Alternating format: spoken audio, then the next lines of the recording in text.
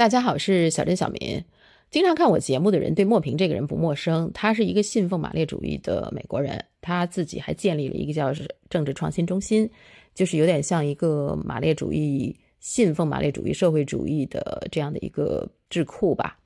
他是这个智库的创始人，他还挺活跃的。他还蔡英文来窜访美国的时候，他还在纽约的路上，他有抗议啊什么的。他是挺有正义感的一个很好的很正面的正能量的一个美国人。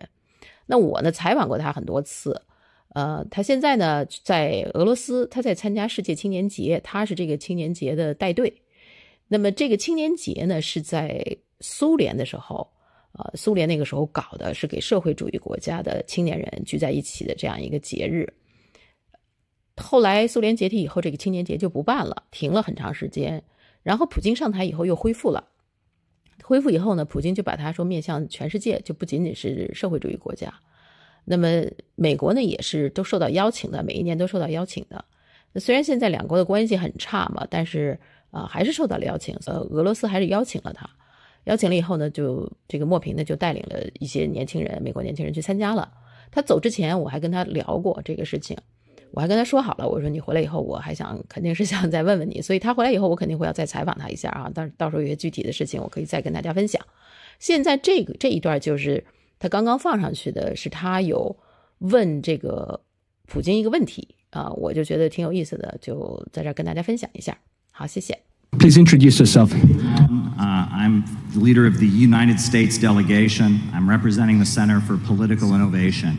And I would like to just thank you from the bottom of my heart for that dynamic interview you gave to Tucker Carlson, in which you showed many, many young Americans a different kind of leadership, because our politicians and our leaders in the United States, they speak in sound bites, they speak in terms of scandal and gossip, but you presented a long-term vision, a scientific view of statecraft, and by getting through to young Americans, you made a difference. Many people who would never have listened to anything you had to say or heard another perspective heard you because of that interview.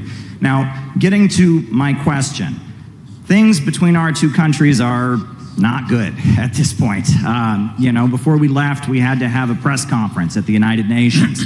We are concerned about being prosecuted. There are 3 Americans that have already been charged and are facing prosecution, possibly 15 years in prison, simply because they attended a conference like this in Russia, the Uhuru movement, they're called. And we are concerned because I know that I speak for the majority of the American people when I say that we do not want our tax money dumped into this conflict in Ukraine any longer. We do not want our country to continue to deteriorate internally while our leaders waste money on prolonging this war. I'm frightened by what the Biden administration is doing, not just in Ukraine, but also on Taiwan and on the Korean Peninsula. And I really do see gatherings like this as a potential road to peace. And what I have seen at this festival has blown my mind. The amount of young volunteers that you have here, people who have stepped up, who love their country and want to just come forward and put together dynamic events like this. What kind of role can events like this and young diplomacy activities like this play in helping set the stage for maybe changing the dangerous direction our leaders in the United States are taking things against the majority of the wishes of the majority of the people of our country? Thank you.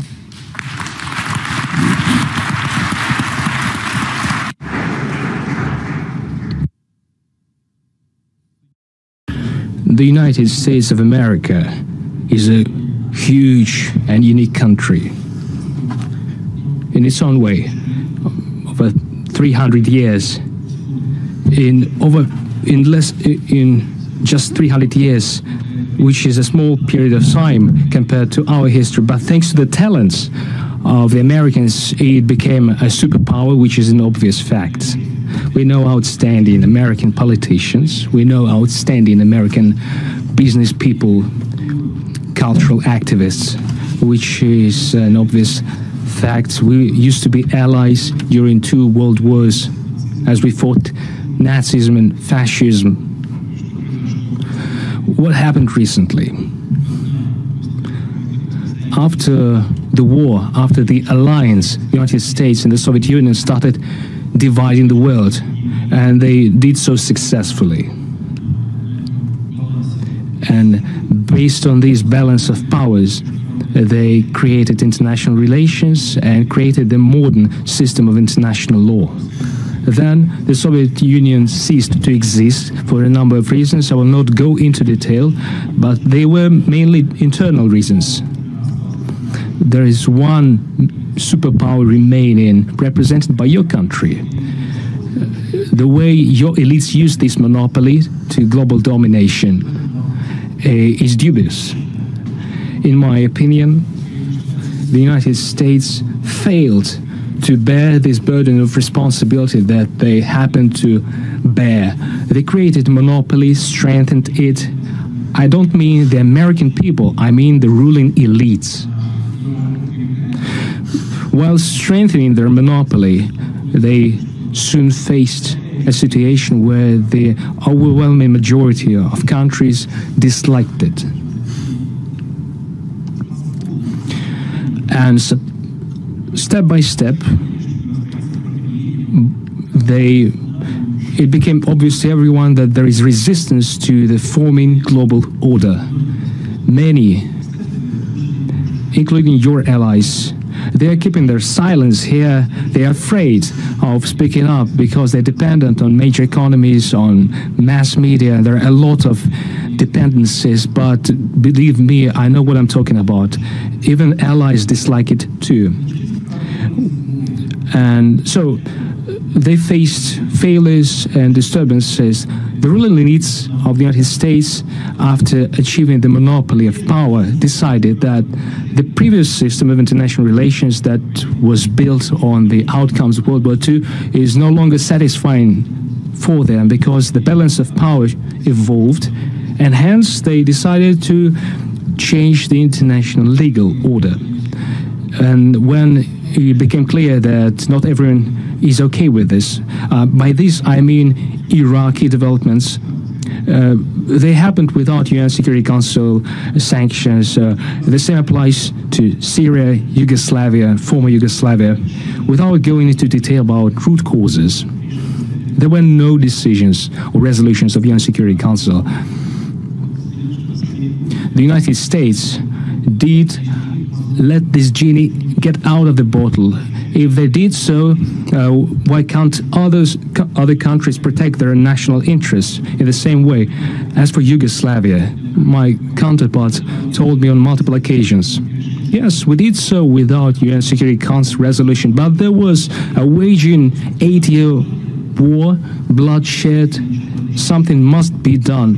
When Russia, however, decided to protect their people in the Donbass, which faced a war with elderly, with children being killed, why cannot Russia do the same while protecting their own people, not some thousands of kilometers away from their national borders, instead on the border of their own country, and people were waiting for us to help without going into detail. My point is, to understand that the world cannot be controlled from one pole, and which is detrimental to that pole itself as it undermines the foundation. And in the interview given to your compatriot, Mr. Carlson, I said that dollar is being undermined as they forbid to use dollar for settlements. They seek quick results. Instead of gaining one, they only undermine their national currency. They attain an opposite result, and this is true for many areas. In my opinion, this is a wrong policy. But the youth, returning to your question, can do many things without interfering in domestic processes, without describing or giving descriptions of the behavior of presidential candidates. It is just a part of the national culture, but youth can contribute in building state-to-state relations. What would be the procedure? They can just speak up domestically, within law, within their constitution. It is the only way, the only option. In no way do we call upon any activities of disobedience, but it is a possibility to speak up in their own country. And I think this is a way to go. In my opinion, this is going to pave the way for non-state forms of contact in order to create conditions for improving relations on state-to-state level too. Thank you very much for your question.